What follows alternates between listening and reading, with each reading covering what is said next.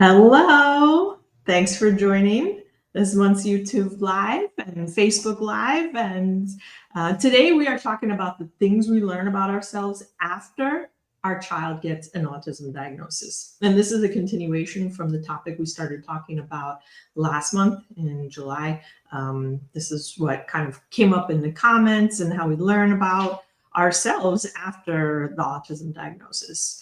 And I just want to welcome everybody. Feel free to put comments in whichever chat you're watching this on. If you see my eyes moving around, I'm looking for the comments. And today we're talking about these hidden lessons that we learn as parents. And many times, I mean, they're hidden, they're unexpected. Many times we don't even necessarily want to learn them. But we discover them along this autism journey.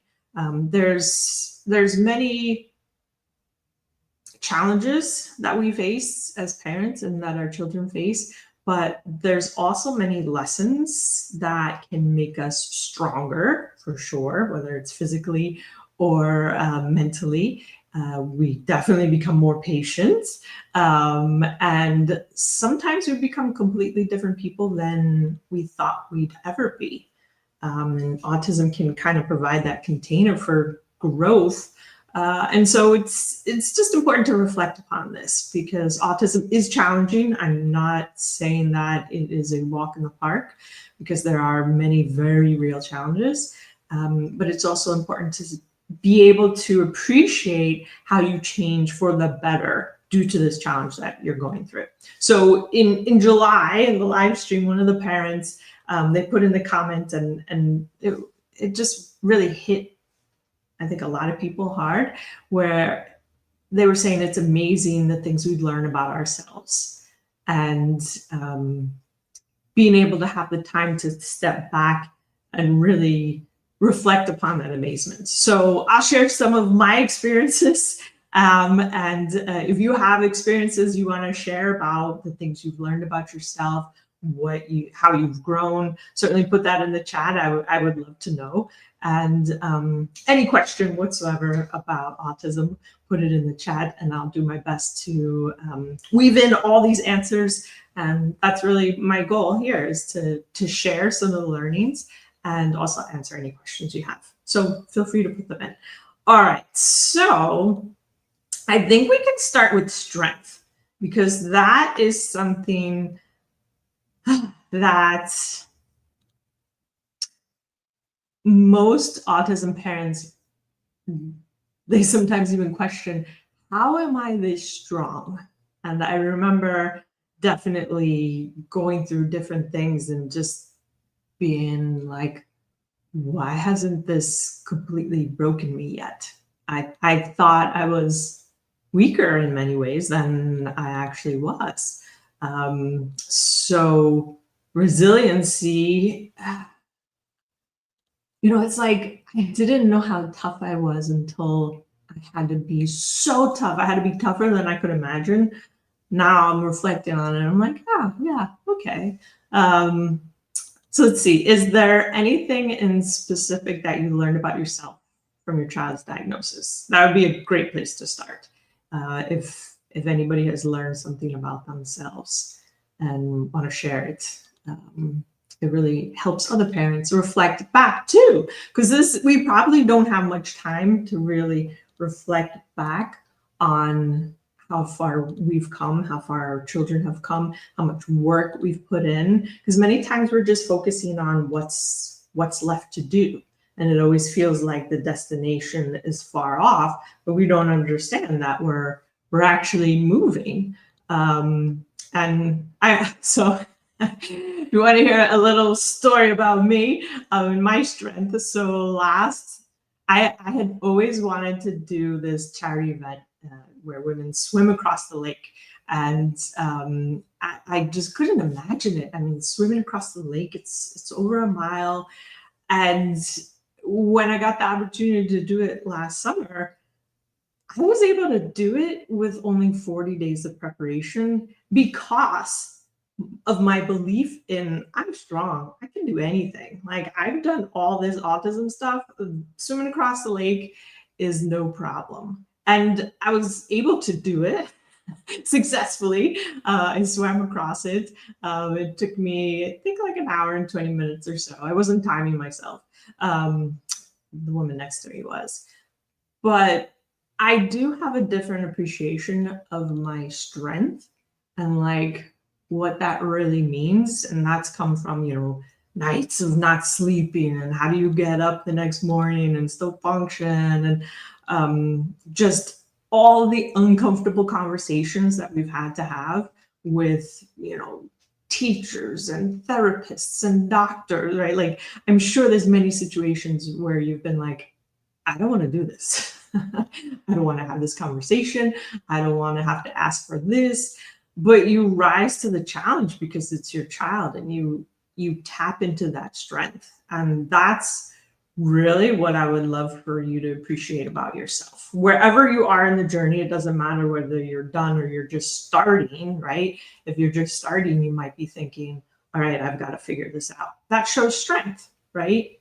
You're willing to search for what is going to work for your child. So the more you can reflect back upon your strength, the easier it will to be strong, because what you'll start saying to yourself is, I'm strong. I can do it. I always figure everything out. And I think that's what builds on that resiliency. So definitely our strength is something that grows and you want to respect and really appreciate about yourself. Okay, next is patience. Oh, patience, right? You can think of all those meltdowns. You have to have patience to handle those meltdowns, or you have to be able to pretend patience. So there were some days where I know I did not. The tank was empty. I would go be like, all right, Teresa, you got to be patient. And I had no patience left.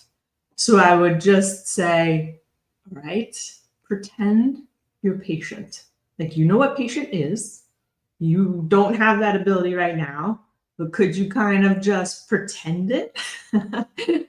And that definitely got me through many of those situations where I had to have patience. There's also patience with finding people to work with our children, patience in doing the right tests, right? So when you're faced with a decision, okay, I need to spend $300 on this functional medicine test.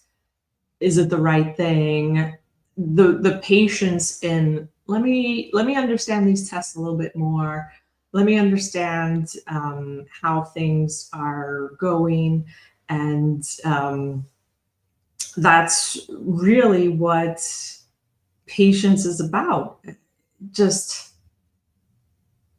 having faith in yourself and in your abilities is something that helps with the patience. So when you have confidence that you'll figure it out, it's actually easier to be patient because it all kind of rolls in, right? So really appreciating yourself is something that helps all of these skills and these characteristics grow in us as parents. And presence is also another one. I learned that lesson huge from my daughter. I remember after doing all this different kind of work and stuff, and she was starting to interact more. I remember being grouchy, and she was so like disappointed in me, so excited to show me different things and do things. I had to make sure I was present and giving her attention, and that I was in a good enough mood to actually appreciate all this. So I definitely worked on my being present skills, and she's still to this day. She, like if I'm working, I'm working. But if I'm not working, then she's just like, come on, mom.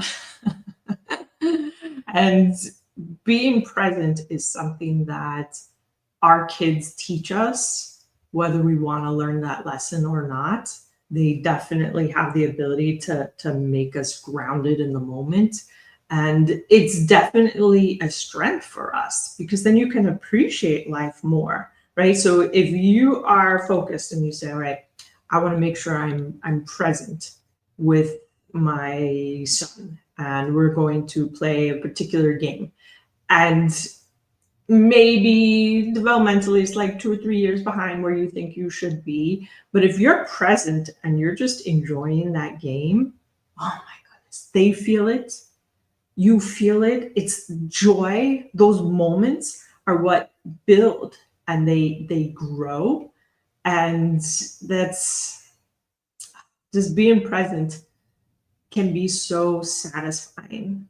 And being satisfied with what you're doing just helps grow even more and more of those interactions, right? So, I mean, you can look at it in many different ways. So, you can look at it from a nervous system regulation, right? So, when you're present, you're regulated, you're in tune, you're enjoying this interaction, and your child is feeding off that. They're getting regulated from you, right? There are studies that show when parents are dysregulated, it can cause dysregulation in their child and vice versa, right? So it's like having these moments, these definable moments where you're both regulated and you have that success of having fun. You'll forget about autism, you'll forget about therapy and all of that. And you're present. And that's when you truly meet your child where they are, right? Because you're not thinking about, oh, they should be doing this, they should be doing that. You're just in that moment having fun. And wow, it's so powerful. And the more frequently you do that, then that's what becomes your life. And that's what becomes their childhood. They have these memories of just this, my parent was so present and I felt so loved and I felt so protected, right? And you have that regulation. So definitely patience and presence is something we learn. Patience is not always easy to have. Certainly, I am certainly not patient all the time, but I definitely have learned to pretend I'm patient until I can, restore myself and unwind and think about, okay, why am I not able to be patient? Did I not sleep well? Did I not eat? For me, sleeping is important, eating is important, hydration. So, like all of these things that I regularly do for myself so that I am patient. And that's how I definitely have grown is understanding what is it that I need to be my best self. And then making sure I do those so that when I'm interacting with my daughter, which that was the whole goal of everything, that I can be the best person I can be. So there's definitely a lot of that learning who you are from this diagnosis because you have this added pressure, you have this added responsibility. So it's definitely important to understand yourself so you can be the best parent. Because that's why you're here. That's why you're learning about autism. All right. Redefining success and expectations is difficult if you're rooted in like the opinions of others and really defining who you are based upon like external factors. This one definitely can be quite hard, redefining success, because many times parents feel like, well, that's giving up. And it's certainly not. It's certainly not giving up. But it's important to have goals that are achievable, right? I mean, ABA teaches this, right? You have a big goal and you make little goals. So redefining success might be along those lines of, okay, this is our goal for the year. And then, okay, what are these smaller goals? Now, other parents might not have to have these kinds of goals, right? And that's where kind of frustration and irritation and all of those negative energies build up, right? But then what are you thinking about? You're just producing negative emotions, which then really cloud what you can see and what you can participate in. So again, like if you're thinking, oh, my child is so behind, when you're interacting with them and that's what you're thinking, that's definitely causing the interaction to not be fully present. And your child can feel it. They certainly can. So making sure you understand what is success and what is actually meaningful is certainly important to do so you can actually celebrate that progress. And the progress is what's always important. So when I was swimming across that lake last year, it was always just like, all right, I know the destination is that way. And I mean, there was currents and debris and all this kind of stuff. But the whole idea was, all right, just keep going. Just keep going. And times when I got really tired or smacked by a big white cap, it was just like, all right, I was not expecting that. Okay, just keep focused and keep the presence. So let me see, we have comments. All right.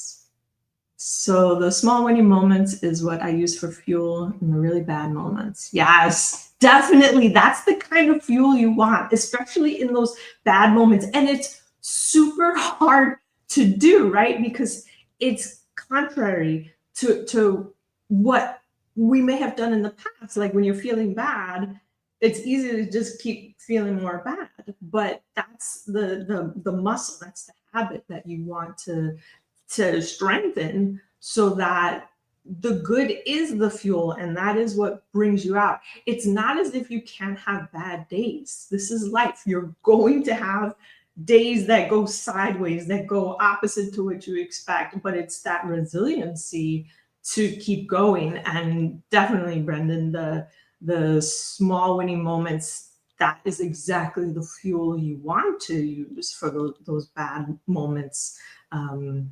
And I think the highs and lows of autism develop a state of being present. Yes, that's what I was talking about with being present. Autism forces you to be present. This wasn't something I thought about or like, oh yeah, I want to be more present.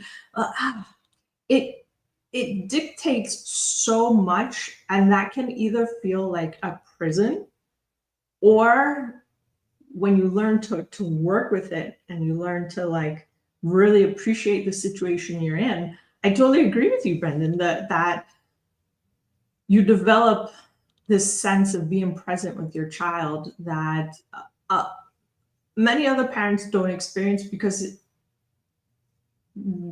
it wasn't necessary in the sense that that wasn't what lesson their child was teaching them.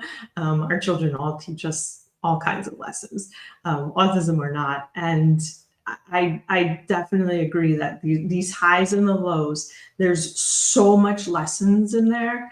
And really being present is something that I can say I'm like, I don't know, 10 times more present now than I was, before having kids. So I definitely, I think that's really important to share, Brendan, because it is an understanding there is highs and lows. It's not going to be just linear up in one direction as much as I wish. But that is life and that is where the growth is. And definitely looking for those lessons that come naturally through our experiences are really helpful. So thanks for sharing, Brendan. And so our perspective as like parents and even as adults and what we want in life, autism changes that. And so many times we only see how it changes for the negative, but there definitely is positive. And it's really up to you what it is that you want to focus on, for sure. And Brendan, you mentioned like finding the joys in the small wins. And those are moments that we might have overlooked if we didn't have a child that had different challenges. Like we really appreciate how hard they're working against all these different obstacles and health issues. And when someone's not sleeping for like a month straight, but yet they're still trying to learn, and they're still trying to interact with you as best as possible, or they're babbling and they're trying to talk, you see them trying to talk, you can find so much joy in seeing their resiliency and their determination, that these small wins really do become joyful. And it's really important to acknowledge that, and to be like, okay, I'm not where we want to be, I'm not at the end point. That's totally fine. But it's really about appreciating where you are and how far you've come. That's is definitely certainly important. And I will just pop here in the if parents are interested in working with us more, we have developed a Navigating Autism platform that takes parents through all these different aspects. So we're not talking about science and healthcare and tests and doctors and supplements today, right? But we're talking about an aspect that is equally important, your mindset, right? And that's something that gets covered in the Navigating Autism platform as well. We have health coaches that work with parents in small groups, so that we can really learn from each other. And when we have those up and down days, you have a community of like-minded parents. So you get to learn all the science and all the quality information, so you can really make good decisions for your child. But we also work with parents on mindset and celebrating success, and having that appreciation for yourself after you've done all this work on your child. So certainly, if you're resonating with anything that I say, you could click that link and talk to me more about joining the platform. And let's see, maybe we'll talk about one more topic. We've got about 7 minutes left. So self-care is something that gets talked about a lot. There's different topics. So if there's a particular topic that you want me to talk about, certainly let me know. Self-care is important. Community is definitely important. Being comfortable with uncertainty, right? Ooh, that one hugely important. So these are all different topics that we can go into.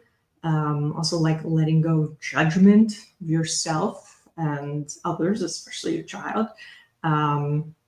I think maybe self-care is an important one to talk about, because it's a skill and a habit that you really have to start small and cultivate. I remember when I talked to different parents. When I first started, I went out and interviewed, it ended up being over 40 parents who had, their child had lost the diagnosis from the variety of things that they did. So I really studied this before kind of jumping in and doing things with my daughter too much. I really wanted to understand, is it possible? I read some scientific studies, and it's like, okay. And I spoke to the scientists that actually ran those studies. And then it was like, I even had a consultant that worked for me. When I told him about my daughter, he was like, oh yeah, my son had autism. My wife did, this, that, and he's thriving. He doesn't have the diagnosis anymore. So all of this information was just like around me. I just had to open up and really talk to different people. So that was one thing I did, where it was like, all right, I really want to understand how someone loses the autism diagnosis from a practical standpoint. I understood the scientific standpoint. And many of the parents would talk about self-care. They're like, listen, this is not something that happens overnight. And you've really got to take care of yourself. And different parents kind of ran their health into the ground. And so those parents were very adamant about self-care. And it's because they wanted me to avoid the mistake that they did. So yes, their child was no longer autistic, but it came at a huge sacrifice for them. And they felt like, you know what, if I took better care of myself, I could have gotten that outcome and still been healthier or healthier. So self-care is definitely something that is important. Um, and let's see. Okay, we have a comment here. All right, my son is almost 5 years old today, and we started school, pre-K, and he was crying. How can I help him feel better after separating from parents? All right, so that is an excellent question, and there's many different ways to go about it. So I'll kind of walk you through a lot of different examples. And I will say I have one question about this. Is this the only time he gets upset when you separate from him? So that kind of changes all the variables, but I'll walk you through this. Okay, so the question is, he's crying, all right? So is he crying because he doesn't know what's going on? Is he crying because he's unsure? Is he crying because you're leaving him? So these can all be different things. If you know you've left him off at I don't know, babysitter sometime before and it was no problem, right? Then you can start to say, all right, this separation when he goes to school has to do more with the environment being school, right? So it might be a bigger environment. It sounds like he wasn't in the classroom, he was crying. He might have just been scared over this new environment.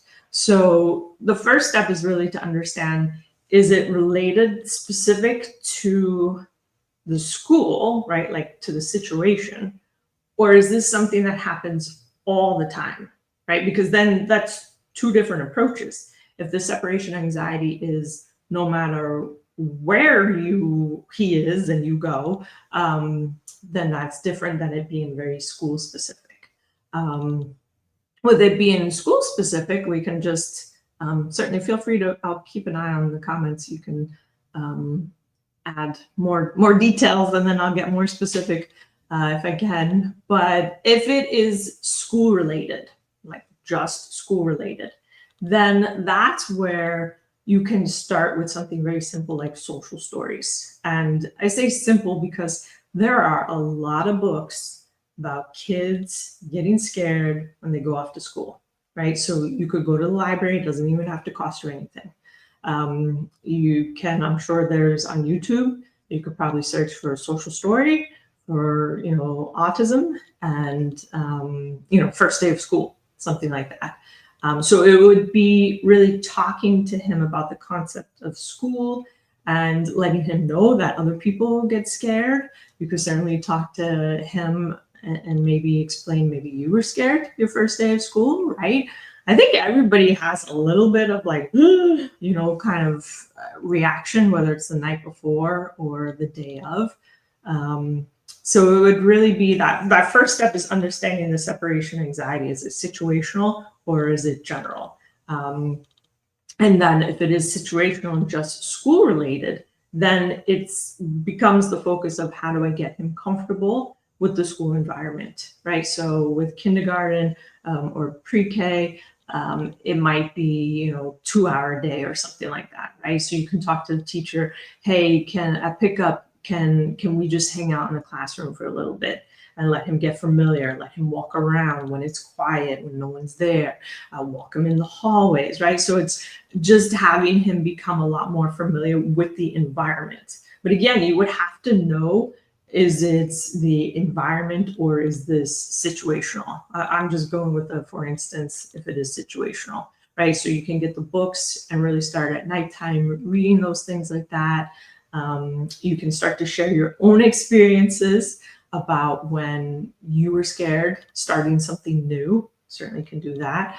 And then actually in the environment themselves, getting them as familiar as possible.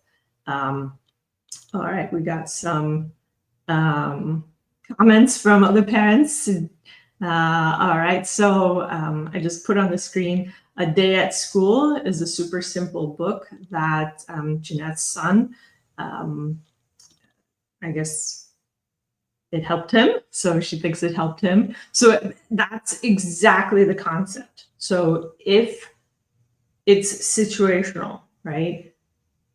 Then you really want to focus on the environment, right? Focus on the teacher. You could ask the teacher, hey, could you make a video, just a few seconds that says, good morning, Johnny, I'm so glad to know that you're coming to school and I'll be there to welcome you, right? And you could play that a few times in the morning, right? So he's now starting to associate his teacher with, okay, they're happy, and you can build certain aspects of that and really help them get comfortable with the environment.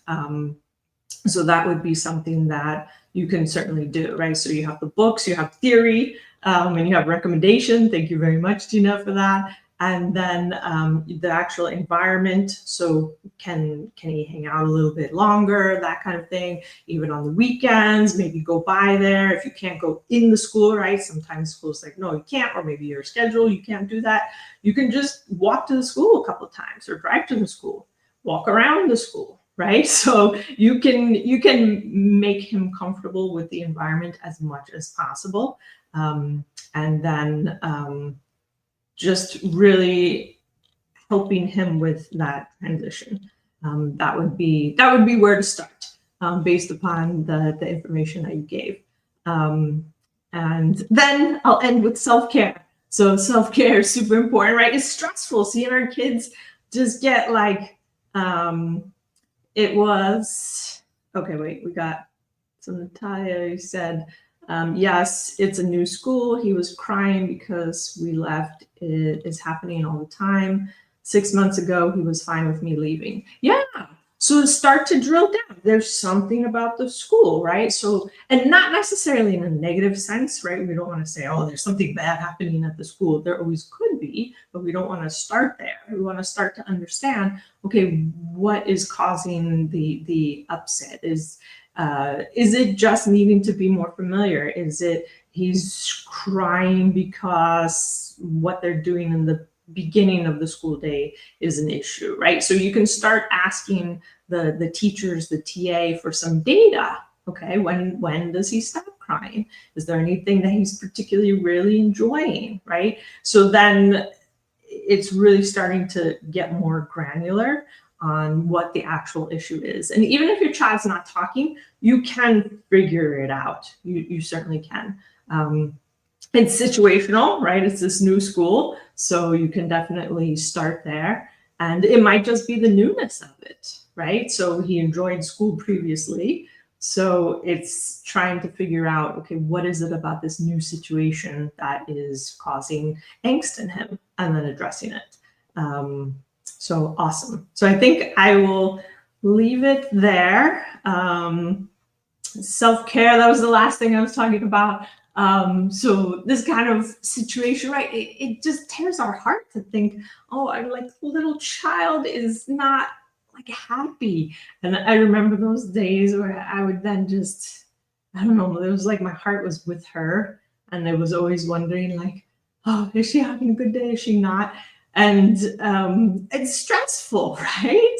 So you definitely in those days need to do some self-care, and starting off with, a 5-minute maybe breathing exercise, a 5-minute meditation, just calming your nervous system, because we do get stressed when we know our kids are stressed, right? And it's going to take some time to figure it out. I'm sure you will figure it out.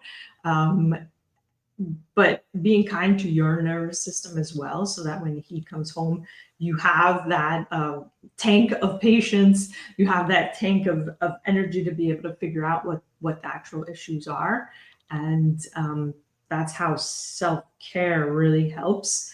And it's not selfish. It helps you so that you can get stronger and figure things out and advocate for your child for whatever it is that will help in this particular situation. It's just really getting granular. you're almost there.